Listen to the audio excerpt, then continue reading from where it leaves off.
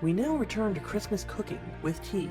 Hi, welcome back everyone. Now, it wouldn't be the holidays without getting that bird in you. Now, I don't have any means of cooking, slaughtering, or butchering, but that's okay. We can just eat the bird raw while it's still breathing. Time to dig in, and remember, salmonella is a government conspiracy. Pick a good one.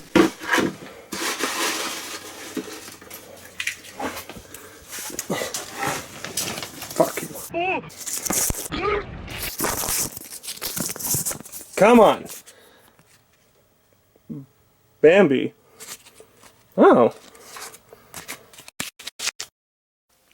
Goddamn, there's more fucking animals. Jesus Christ. Well, hello, welcome to NotReachingDeadlines.com.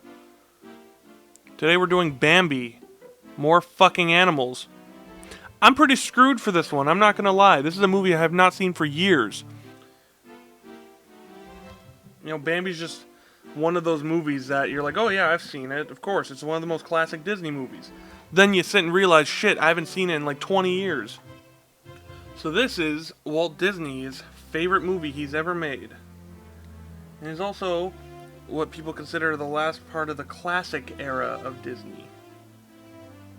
Walt actually planned this to be the second movie, but it was so complicated and hard to make that he couldn't get it done. Like me, except without the complicated to make part. The research they put into this movie is pretty staggering. Like, most people know the levels that Pixar does, but Disney, like, Walt went crazy with it. So they had to buy 2 fawns and have them run around the yard. I think they were donated, actually. Someone donated 2 baby fawns and they just, like, filmed them and watched them as they run around. He also just went to 1 million zoos. What the fuck is this thing? So Bambi, of course, has the biggest villain in Disney history. The biggest Disney villain of all time. The guy who shot his mom. I think some list put him as the top, like, someone put him as the top Disney villains. He looks like some weird hyena. What the spots are square. I think that might be how fawns look in general. Yeah, they fucking do.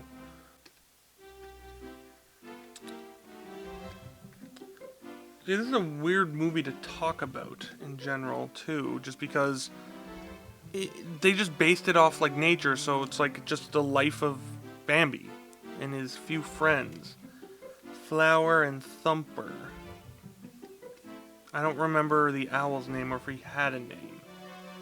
Apparently the reason Walt Disney, like, it took him so long to make was because he wanted to go hyper-realistic with it. Which at the time, cartoon characters, you know, like, weren't. Obviously. They were like noodle people. Or live anthropomorphic animals. The most realistic that they had done at the time was Snow White, because they just used an actress as a model. Like, Dumbo didn't really look like a real elephant, like he was obviously a toon. And Pinocchio, like, I don't know, Geppetto was a weirdo. Like, fucking look at him, he's Geppetto. Yeah, I can guess you can call this the only Disney movie that wasn't based off anything. Because the only thing they said it was based off of was nature. When I was a kid, I always confused a lot of the characters from Bambi and Fox and the Hound. Which is funny because they're decades apart. I don't know, I see a lot of similarities with these two movies. Not just because it's animals. Maybe the tone and how they colored it. I don't know, it's probably the owl. That owl is pretty owl. So hopefully when this comes out, I'll be back on track with the days. I would give an excuse, but no one cares. Well, there's Bambi, the boy himself. It was me, mother. Let's do Thumpy. Since I don't want to just draw deers. I think when most people think of the Disney style, quote, quote, I don't know, it feels like a lot of people are referring to because Bambi set in stone a lot of how they do stuff. And that's just a testament to how good this movie is. I think you can kind of tell how ahead of the time this movie was by the fact that it looks a lot like Lion King. A movie that came out like 50 years later. Oh my god, he looks horrifying.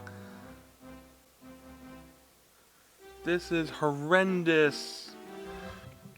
So this movie was the last movie he made, the last movie that Disney made before World War II completely gutted the industry. And that's why there was all those weird war cartoons and all the package films.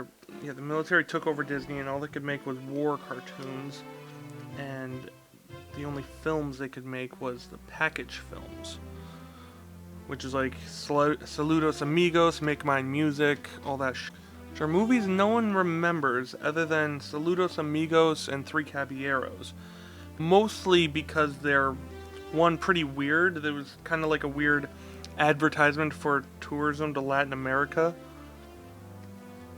And they also had like two fucking awesome characters. It was Jose and Panchito. Oh my god, I made him so fat. He's a chunky boy. Yeah, Walt Disney definitely did have some good fucking taste. Because this movie is fan-fucking-tastic.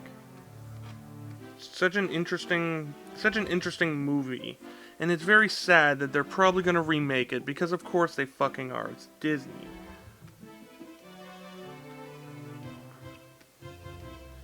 And they're gonna have some dumb political message in it about wildlife and blah blah blah. I don't know, I think the movie deserves better. I think it's an interesting experience in itself. It's a sad experience that has a lot of hills and valleys. One minute it can be happy and fun, the other it can be a horrid nightmare mess. But that's just me. Disney's gonna do whatever the fuck they want, aren't they? God, this looks like the most generic cartoon rabbit ever. But then again, kind of Thumper does. I think that's a good secret to this film. They're literally just like the most generic cartoon animal characters, but they have so much personality and so much design to them. I don't know, the animators did a good job giving them so much personality when they were literally just meant to be vague animals. Draw a deer. What does Bambi look like? Well, he looks like a deer, but there's so many small details.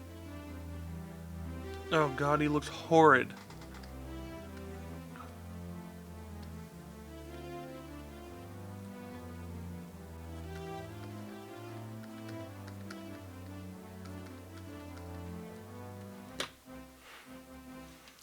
There's Thumper. A little cartoon rabbit asshole. I think I made his eyes too, like, full. Yeah, it's alright. Alright, let's draw the little stinker.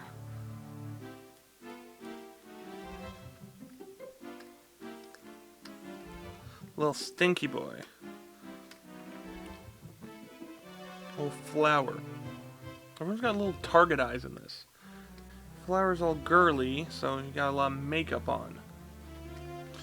God, this looks like the fucking badger from Once Upon a Forest. God, my hand's shaky as fuck. God, this thing looks demonic.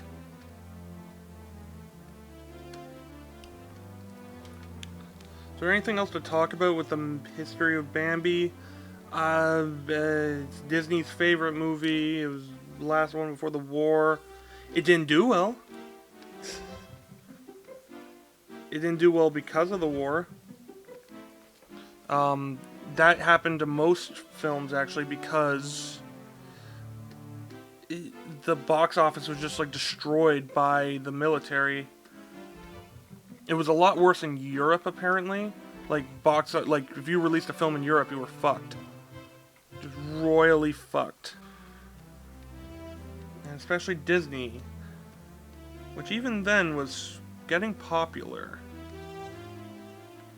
Dumbo got on the cover of Time magazine right before this, and then Pearl Harbor happened. So that got the cover. Fucking flowers the worst for the fucking hairs. It looks like fucking Zigzagoon, what the fuck?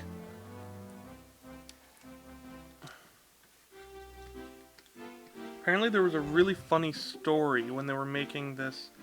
Not really a story, but there was a really funny thing that this movie was taking so long and was costing so much money. And Walt Disney walked into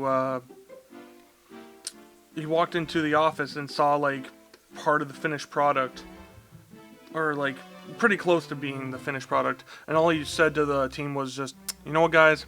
This is fucking gold. This is fucking good shit."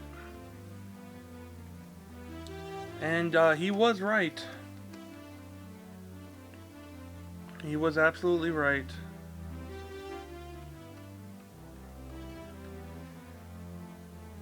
This is a very good movie, and I'm sad that I think that's one of the best things. It's hard to talk about, and that's why it's a good movie. Other than talking about, like, here's the specs of how it was made, or here's the reception, or blah blah blah. But the movie is such an experience. Like, I've heard people that don't like Bambi just because, like, oh, I don't get it. Same way they don't like Fantasia. They're dumb. And I think that was going to do it because my hands are shaking like mad. I don't know what's happening. So, there's Bambi. I mean, there wasn't really much more I could do. Like, what am I going to draw Bambi's dad? Maybe it's just bigger deer with horns, a little thicker chest. But really, what can you do? Anyway, so yeah, that's it. I'm on time now, fuckers. Fuck you.